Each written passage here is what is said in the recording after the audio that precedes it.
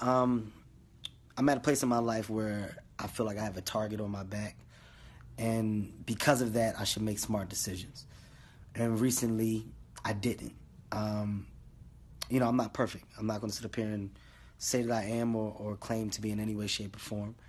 And I made a bad error in judgment and put myself in an environment where only bad things can happen, and they did.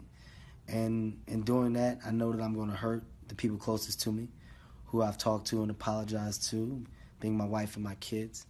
And I just, it's a shitty moment. It's a shitty moment when you know you're wrong, and there's no excuses for your wrong behavior.